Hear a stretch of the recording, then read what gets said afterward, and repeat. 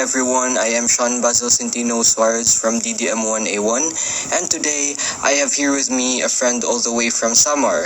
So can you please introduce yourself? Hello everyone, my name is Giancarlo Season.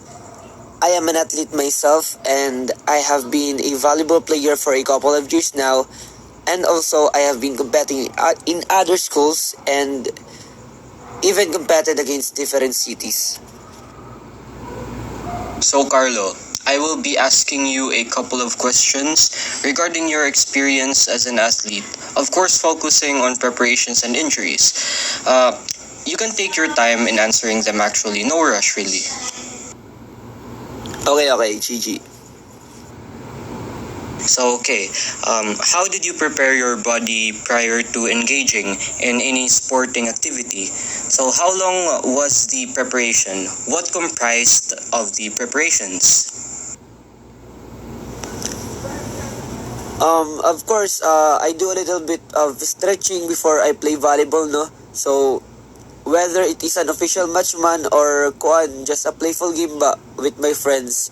Pero, I know naman na it is normal for us as a volleyball player to have an injury from time to time.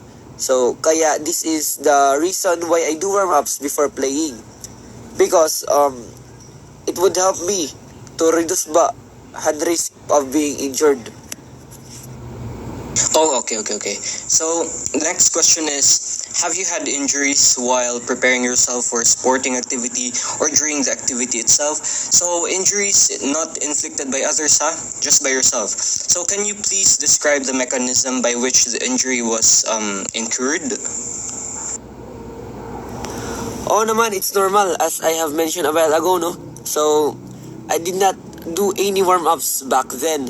And kumbaga, pipinataka-taka ba kay ko, and that is why I'm prone to being injured. Not until I get into a official volleyball team. So, our coach or my coach trained us to do a lot of stretching, and I say that helpful jud siya kaayo, and my body is also less sore. Kay syempre, I now do a lot of stretchings before playing.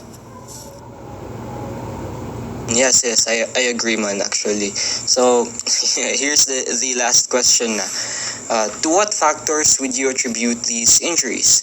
Why these factors precipitated the injuries? Mao gani katong if di ko mag-warm-ups, no? Pero other than that, I can also be injured if I'm not wearing any proper outfit. So, not wearing shoes or knee pads.